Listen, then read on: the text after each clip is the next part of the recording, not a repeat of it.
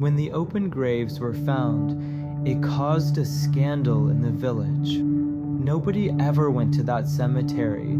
It was always considered a secret place, a part of the village that shouldn't be mentioned, a place to avoid at all costs. But suddenly, everyone was talking about it. The area was filled with people, police, and even some from the capital. There were 7 empty graves, and although Facebook didn't exist yet, photographs started circulating through email chains and some online forums used to keep the community informed. I had to keep my secret to myself. Why get involved in things I shouldn't? But then, one morning, even though there were 2 patrol cars stationed at the cemetery, something was found. Remains. And something very strange was said. It was rumored that someone had been left there, a body.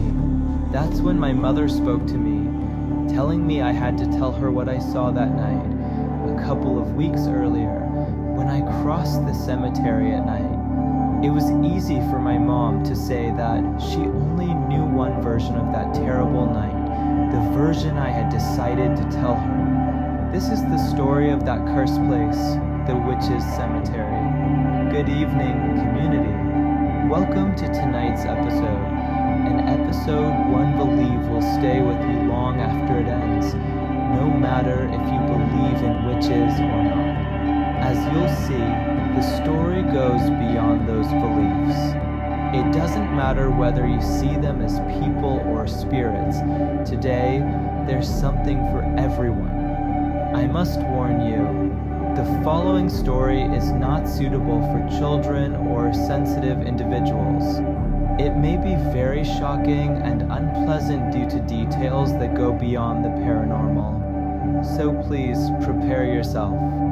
Turn off the lights, grab a coffee, and let yourself be carried away. Let's step into the other side. My name is Carlos, and you're entering the world of grim secrets. My dad had been living in South Carolina, in the United States, for a year already, where his brothers were waiting for him. For years, they had wanted him there. He tried to stay in the village, working in his tire shop, what they call a vulcanizer around here.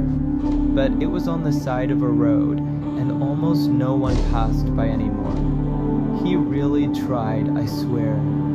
He did everything he could until the money from a simple repair would come in, and as soon as it arrived, he had to go and pay it to Dona Clarita's store, who always trusted him so we could eat.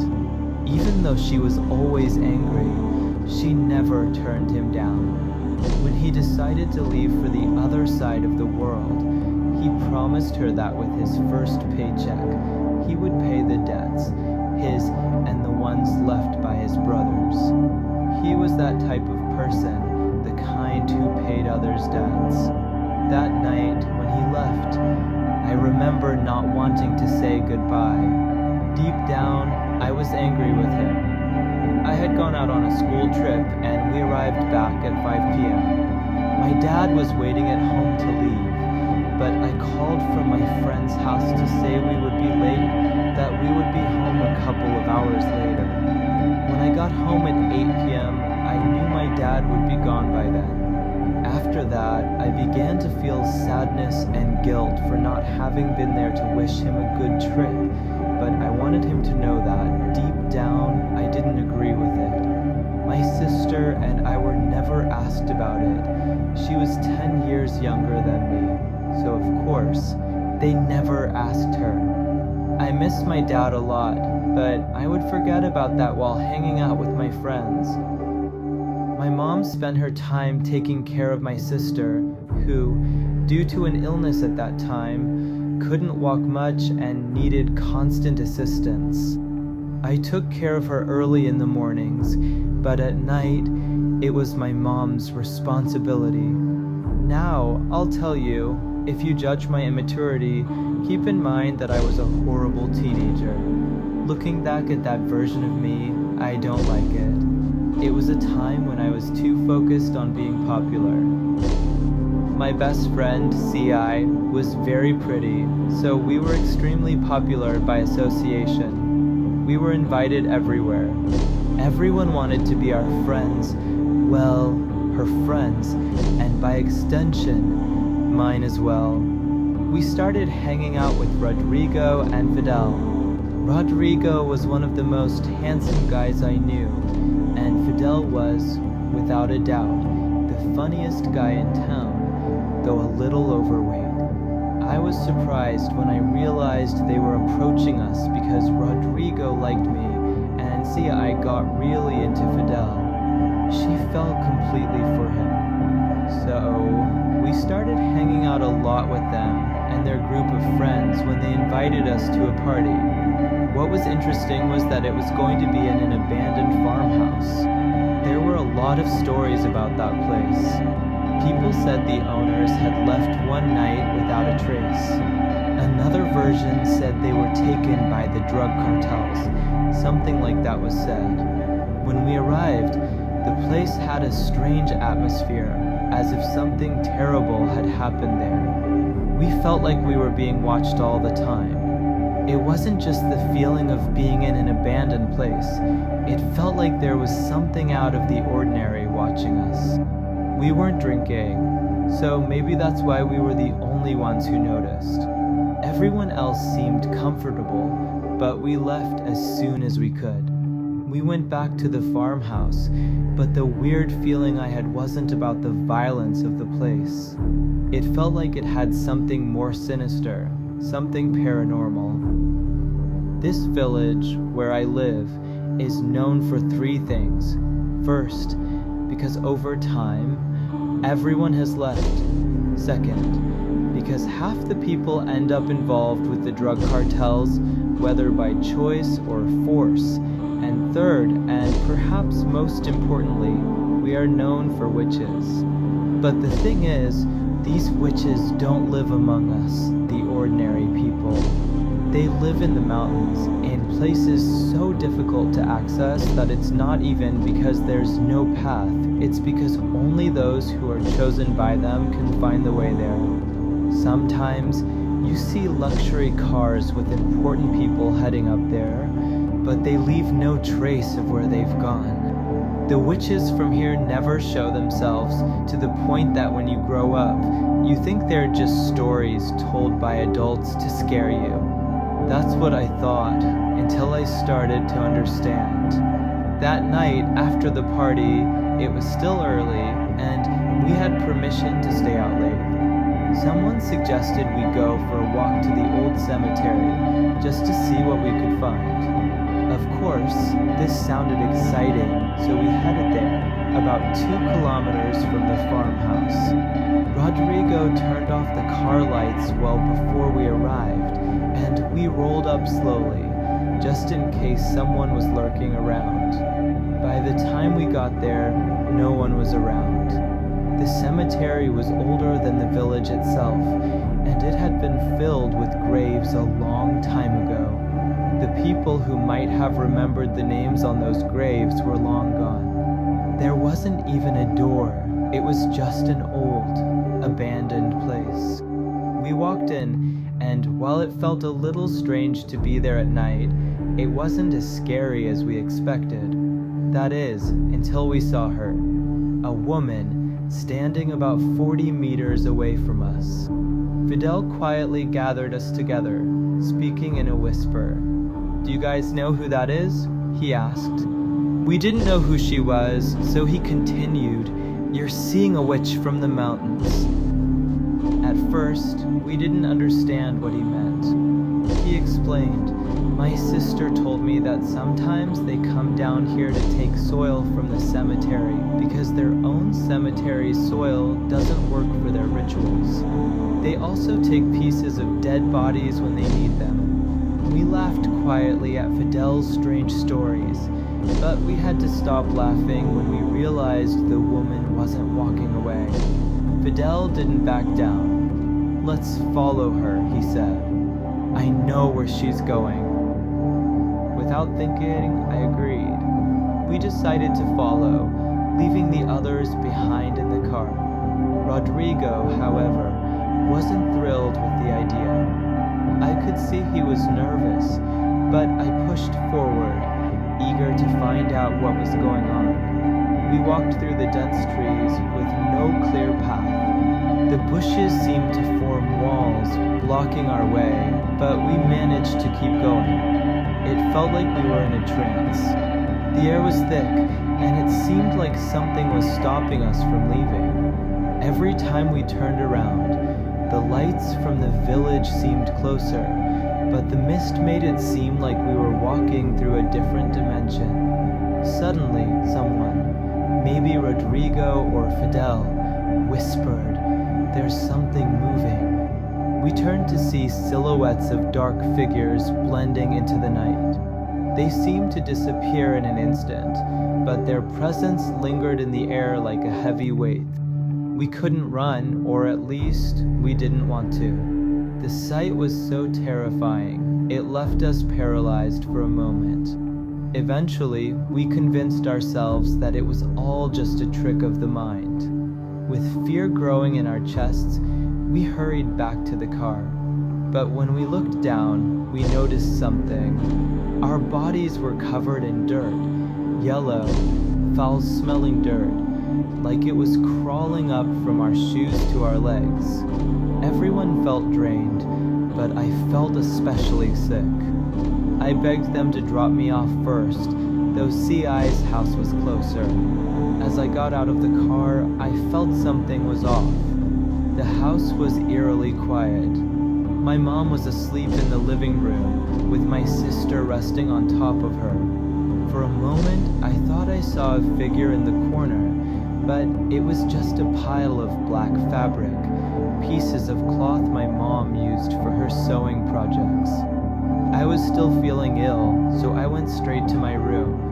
Before I could even take off my clothes, I collapsed into bed, dizzy.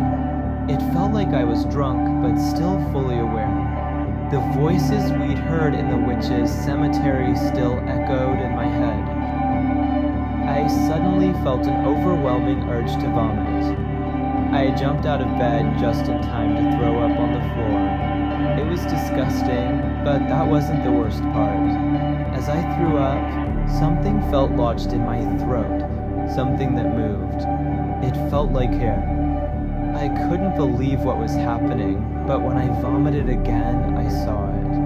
A ball of black hair, mixed with dirt and who knows what else. It was like something from the dead. The thought made my skin crawl. I cleaned up as best I could, but the thought of what had just come out of me haunted me. I couldn't stop thinking about it. I kept telling myself that I had to go back to the cemetery and leave that horrible thing behind. But there was something more. I couldn't shake the feeling that whatever had happened wasn't over. The next morning, my mom told me she was going to take my sister to deliver some orders and would leave her with her aunt for a while. I didn't waste any time. I quickly put on my jacket and called Rodrigo. I told him we had to go back to the cemetery, even though I couldn't explain why. I didn't have a clear reason. It was just something I had to do. Rodrigo didn't question me. He just agreed to pick us up. In about 15 minutes, he was at my house. The rain had started coming down lightly as we drove toward the old cemetery. When we got there, I told my sister to stay in the car, that we wouldn't be long. Rodrigo and I walked into the cemetery. The place was even creepier now than it had been the night before, and I had no idea what to expect. As we entered the cemetery, I felt a sudden chill, like the air had thickened around us.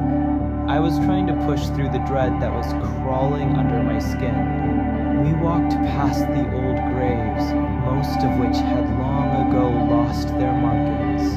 Then I saw it, something that confirmed what I had feared, the graves that had been disturbed. I could see the dirt had been dug up, the coffins broken apart. The wooden remains were scattered around, and there was something else. Among the rotting clothes and debris, I saw it. a strand of hair, just like the one I had vomited hours before. The horror that filled me in that moment was indescribable. I could feel my throat tightening, the same feeling I had when I had choked on that strange mass the night before.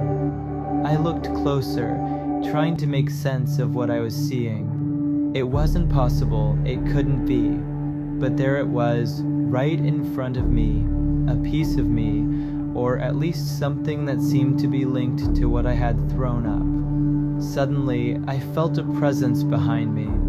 I turned to see Rodrigo, who had followed me quietly, standing just behind me. "Why did you come?" I asked him, feeling a mix of gratitude and confusion. He told me he had heard me calling him, but I hadn't called him at all.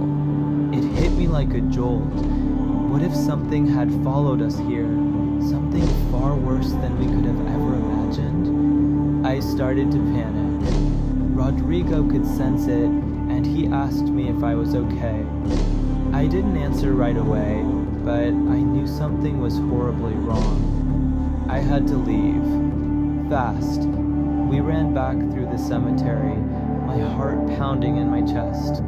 The rain had intensified, making the ground slippery and difficult to navigate. The feeling of being pursued was unbearable. I glanced behind me a few times, half expecting to see shadows moving in the dark, but there was nothing, just the growing terror that clawed at my mind. When we finally reached the car, I felt a momentary sense of relief. My sister was still sitting in the back seat, staring out the window. She didn't look scared, but something about her expression unsettled me. I asked if everything was okay, and she said yes, but there was an oddness in her voice. Something wasn't right. We started driving back, the tension in the car thick enough to cut. I couldn't shake the feeling that we were being followed, that we were not alone. The road was eerily quiet, and I found myself looking into the rearview mirror every few seconds, expecting to see figures in the distance. But there was nothing there. Still, I couldn't let go of the fear that something had attached itself to us, something that had been waiting in that cursed cemetery. When we got back to my house, I felt a small relief wash over me, but that relief didn't last long. My mom wasn't home yet, and my sister had already gone to her room. I thought about going to bed, but my nerves wouldn't let me. I kept feeling like something was wrong, like I couldn't shake the images from the cemetery. Later that night, when my mom finally came home, I couldn't sleep. I kept hearing noises outside. At first, I thought it was just the wind or some animals, but when I looked out the window, I saw something that sent ice through my veins. Two figures standing motionless in the dark, just outside the house. I froze. I couldn't move. It wasn't just the rain or the shadows playing tricks on me. These figures were exactly like the ones we had seen at the cemetery. I felt the blood drain from my face. I knew, deep down, that they had followed us home. I tried to stay calm, but the fear kept rising. I knew I had to tell my mom, but I couldn't bring myself to do it. She would just go out there and confront them, and I wasn't sure what would happen if she did. I didn't want to risk it. Instead, I kept my distance and didn't say anything to her. I tried to tell myself it was just my imagination, but deep down, I knew it wasn't. Over the next few days, I noticed more strange things happening. The door to the back of the house would open on its own, even though I knew I had locked it. I'd find strange marks in the dirt, footprints that seemed to lead up to my room. It was like something was moving through the house, but I couldn't see it. I couldn't tell my mom. She wouldn't believe me. I could feel something was wrong, something was coming for us, and I had no idea what it was or how to stop it.